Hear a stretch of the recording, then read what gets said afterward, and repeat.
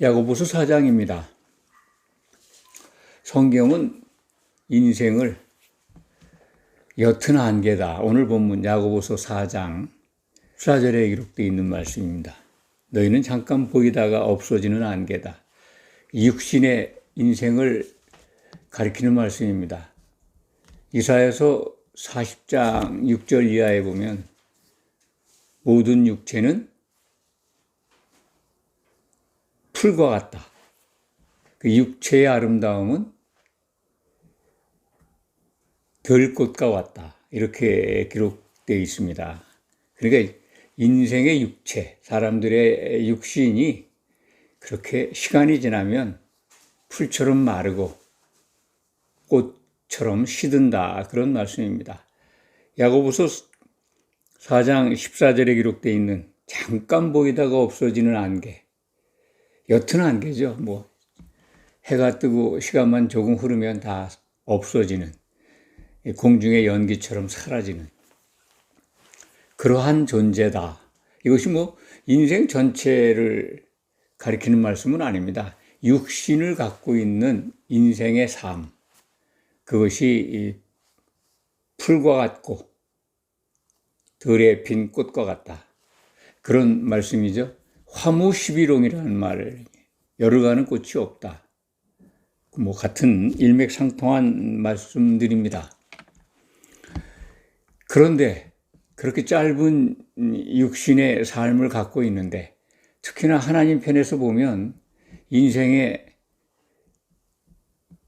100년간은 우리 인생의 수명이죠. 그것이 얼마나 하나님께 짧은 기간이겠습니까? 그러니까 풀과 같다, 들의 꽃과 같다라는 말씀으로 우리를 일깨워주고 있는 것 같습니다. 그런데 그런 육신을 갖고 있는 우리가 참 정욕을 가지고, 욕심을 가지고 서로 다투죠. 오늘 야고보서 4장 1절에 보면 너희 중에 싸움이 어디로부터, 다툼이 어디로부터 나느냐? 너희 지체 중에서 싸우는 정욕으로부터 나는 것이 아니냐?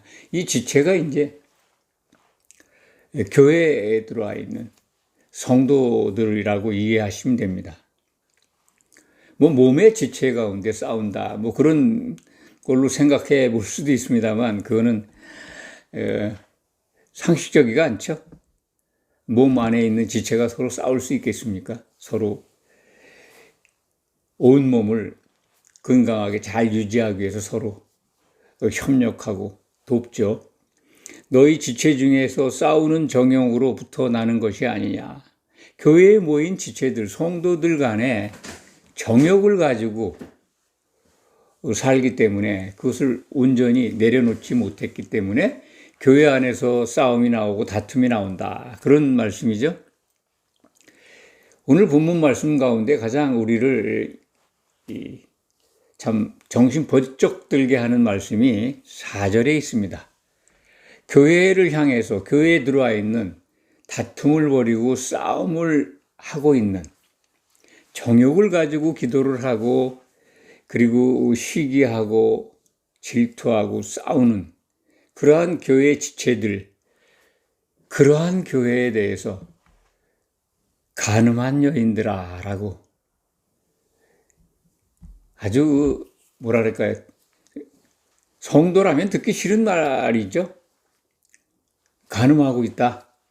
물론 육신적 간음이라는 표현은 아닙니다. 이것은 이 교회가 예수님의 짝으로 준비되어야 될 교회가, 신부로 단장되어야 될 교회가 세상과 짝하고 세상과 벗하고 예수님보다 더 세상의 것들을 좋아한다. 그런 의미죠.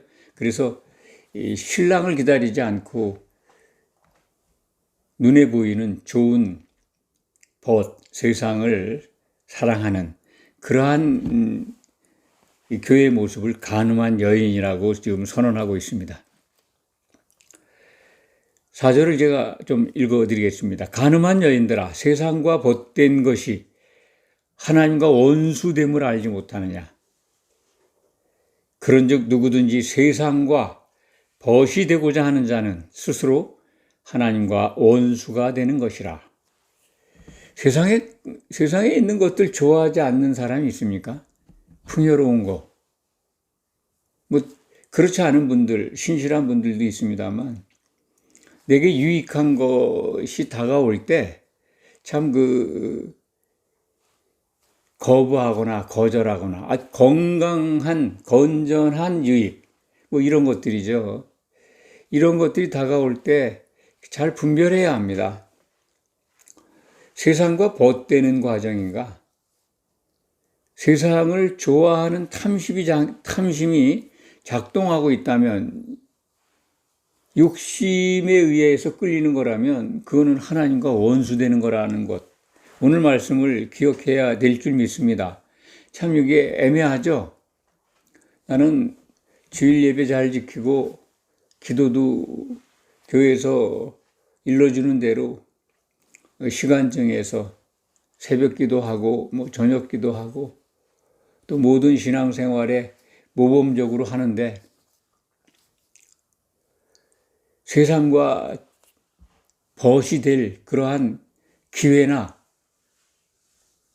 그러한 여유가 없을 거라고 생각하는 분들 있을 겁니다. 정말 신앙생활을 신실하게 하는 분들, 외견상 그렇게 보이는 분들이 있죠. 많습니다. 그런데 하나님과 원수되는 과정과 좀 이 세상과 벗하고 있는 내용들에 대해서 심각하게 돌아보고 스스로 점검해 볼 필요가 있다, 이런 말씀을 이 시간 드립니다. 기독인들이 정말 외형적으로 보이는 모습처럼 세상에 있는 것에 대해서 냉담하고 그것에 상관없이 참 신실하게 예수님을 바라보고 신앙생활하는 그런 모습인 것 같지만, 만약 그렇다면 교회의 얼굴들이, 교회에 나타난 현상들이 그렇지 않을 겁니다. 정말 경건의 모양은 다들 갖추고 있습니다. 어느 교회를 가든 경건하죠. 적어도 주일날 예배 모습은 복장들도 좀 더 신경을 쓰고 또 표정들도 밝게 하고 그리고 예배에 임합니다. 기독인들이 거의 다 그러한 예배의 질서라든지 전통을 지키지 않습니까? 그런 분들 속에 세상에 있는 것들이 정리됐느냐, 그런 것들은 겉에 잘 안 나타나잖아요. 속에 있는 것. 오늘 본문 말씀에도 두 마음이라는 표현이 나오는데, 두 마음을 품고 있다면 가늠하는 거죠. 경건의 모양은 갖고 있습니다. 세상 것 그렇게 쫓지 않는 것 같습니다. 그런데 그 속에는 욕심으로 가득하다. 그렇지 않다라고 하는 분들은 정말 신실한 분들이고요. 한번 돌이켜 보시기 바랍니다. 왜 2000년 전에 사도들을 대표한 야고보 장로가 가늠한 여인들아라고 교회들의 지체된 성도들에게 외치고 있겠습니까? 2000년 전에 선포된 말씀입니다만 이 시대에는 더욱 이 말씀이 절실합니다. 모든 기독인들을 향해서 외치는 말씀 같습니다. 가늠한 여인들아. 교회에 들어와 있지만 이것이 세상 사람들을 향해서 하시는 말씀이 아니죠. 교회에 들어와 있는 지체들에게 경고하시는 말씀입니다. 세상과 벗돼 있다는 거예요. 세상과 짝하고 세상 걸 좋아한다. 그 욕심 때문에 욕정으로 구하고, 그래서 그 구하니까 얻지를 못하고, 잘못 쓰려고 구하니까 받지 못한다라고 하는 말씀이 이제 3절에 기록되어 있는데, 정말 교회 기도 내용들을 보면 어쩌면 그렇게 원하는 게 많습니까? 구하는 게 많습니까? 다 잘 되는 거예요, 남들보다. 그러면 기독인들이 모두 다 잘 되면 다른 사람들은 어찌합니까? 세상적인 거에 대해서. 세상의 복을 교회가 다 듬뿍 독차지해서 받으면 그러면 어떻게 됩니까? 그 세상과 버탄 거죠. 뭐 아픈 거, 불편한 거, 부족한 거 다 일리가 있습니다. 그런 것들이 해결되면 얼마나 좋겠습니까? 그런데 한번 역지사지, 하나님 편으로 한번 바꿔서 한번 생각해 보죠. 하나님이 왜 이러한 곤란과 부족함과 고통들을 우리에게 주셨는가? 그러면 우리에게 돌아보라고 하신 하나님의 은혜의 과정이다라는 생각 한번 해볼 필요가 있지 않겠습니까? 왜 이런 것들을 주셨을까? 이 주신 것을 원망하고 곤란한 환경, 해결되지 않는 것들을 원망하고 그걸 해결해 달라고 붙드는 것보다는 이러한 상황이 내게 온 것이 어떤 의미를 갖는가? 하나님 측면에서, 하나님 편에서 살펴보는 기회를 삼아서, 기회로 삼아서 내게 유익한 것을 깨닫는 것이 오히려 더 그런 환경을 허락하신 하나님께 대한 올바른 태도가 아닌가. 저는 그렇게 생각을 합니다. 그러니까 뭐 수능이 다가오면 수능 잘 보게 해달라고 합심 기도하잖아요. 릴레이 기도하잖아요. 그게 기독인들이 할 일입니까? 그러면 세상 밖에 있는 사람들의 자녀들은 그럼 그들은 전부 다 못 보게 하고 그런 의미는 아닙니다만 그럼 가진 실력들을 충분히 잘 발휘하도록 하는 정도의 기도가 기독인 자녀를 가진 부모들의 바람이죠. 교회는 그걸 집단적으로 우리 자녀들 시험 잘 보게 해주세요. 출세하게 해주세요. 으뜸이 되게 해주세요. 그건 뭐 구약에 나가도 머리가 되고 들어가도 으뜸이 되고 뭐 이런 것에 대한 구약의 그 복에 대한 어떤 뭐라 그럴까요? 전통? 이런 것들이 이어져 있어서 그런 것인데 신약 성경에 그런 거 구하라고 기록된 거 없습니다. 선민들, 이스라엘 백성들에게 율법을 100% 준행하면 내가 이렇게 너희를 대우하겠다라고 하는 약속이지. 근데 그 약속, 율법을 지킨 백성이 있습니까?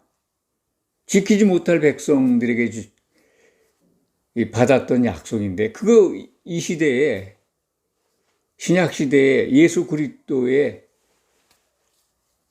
구속의 은혜로 부름받은 우리들, 신약교회 지체들, 정욕으로 구하는 거, 그런 기도는 안 했으면 좋겠습니다. 하지 말아야죠. 오늘 말씀을 보면 그것 때문에 다툼이 난다는 거예요.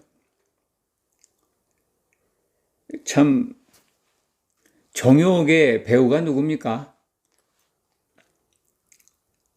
마귀죠.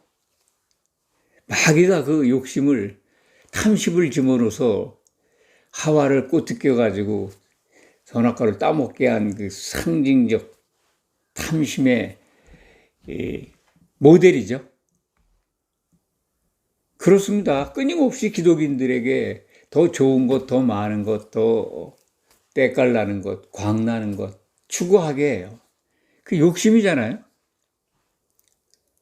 하나님과 원수되게 해요. 성도들을. 그래서 다툼이 일어나게 하고 막 더 갖게 하고 욕심을 내게 하고 세상과 짝하고 버타는 거 절대로 그렇지 않다고 생각하는데 의식은 그렇지 않습니다. 남들보다 교회에서도 대우받으려고 하는 거,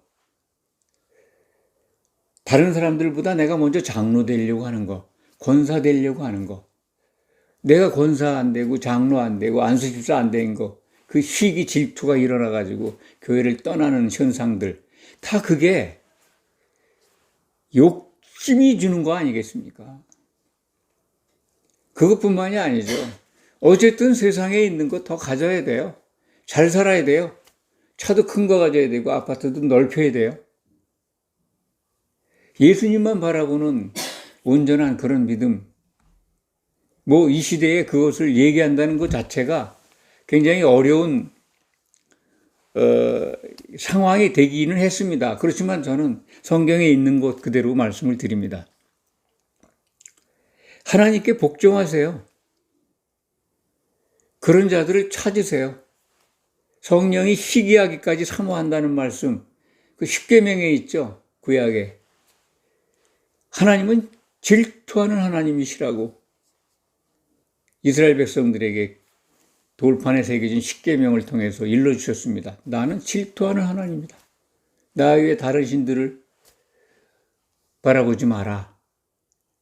우리 속에, 교회 속에 성령을 보내주셨는데 성령께서는 참 모인 지체들이 세상과 버타려고 하니까 얼마나 안타깝겠어요. 희귀하시까지 성도들이 올바로 세워지기를 사모한다. 이 말씀 기억하시기 바랍니다. 5절 말씀이요. 그래서 7절 이하는 쭉 명령을 우리에게 주고 있습니다. 하나님께 복종해라. 마귀를 대적하라. 마귀 대적한다는 게 싸울 수 있습니까? 마귀가 공격해도 벌떡벌떡 일어나라. 똑바로 서 있으라. 그런 얘기입니다. 하나님을 가까이 하라. 하나님 가까이 하는 방법이 뭡니까? 사도들의 말에 붙어 있는 겁니다. 그러면 너희를 가까이 하신다. 성령을 부어주신다. 가까이 와 계시죠? 그럼 마시면 되는 겁니다. 죄인들아 손을 깨끗이 하라. 두 마음을 품은 자들아 마음을 성결하게 하라. 성결하게 하라는 것은 두 마음을 하나로 하나님이 주신 성령 안에 거하면 마음이 깨끗해지는 겁니다. 주 앞에 낮추라. 겸손하라. 그러면 하나님이 우리를 높이십니다. 하나님이 세상적으로 높여주시는 것, 그것이 아니라 정말 최고의 상속자의 반열로 아들로 대우하십니다. 이기는 자가 되게 하십니다. 그게 제일 높아지는 거잖아요. 세상에서 면류관 받고 영광 받는 게 그게 무슨 의미가 있습니까? 예수님 오실 때 면류관 받아야죠. 말씀을 정리합니다. 우리 육신을 갖고 있는 인생은요, 안개입니다. 옅은 안개. 처음 모두의 말씀을 드렸잖아요. 100년도 못 가서 사그라듭니다. 그렇지만 그 육신 안에 담아서 이렇게 성도로 부름받은 우리의 본 생명은 세세무궁 하나님과 살 수 있는 약속을 받고 있는 귀한 생명입니다. 세상과 벗이 돼서 친구가 돼서 하나님의 원수로 산다면 그 복 놓칩니다. 예수님 오실 때 지옥에 던져지고 생명책의 이름이 사라져버린다면 영원한 하나님과의 결별, 불못에 던져집니다. 이것이 신약 성경이 우리에게 주는 믿음의 심판 내용입니다. 꼭 승리하시기 바랍니다. 기도하겠습니다. 참으로 감사합니다. 이 말씀을 증거하고 그리고 선포하게 해주셔서 감사합니다. 듣는 분 모두가 하나님께 복종해서 하나님이 정말로 높여주는 그러한 영광의 면류관을 받기를 간절히 소망합니다. 예수 그리스도의 이름으로 기도하옵나이다. 아멘.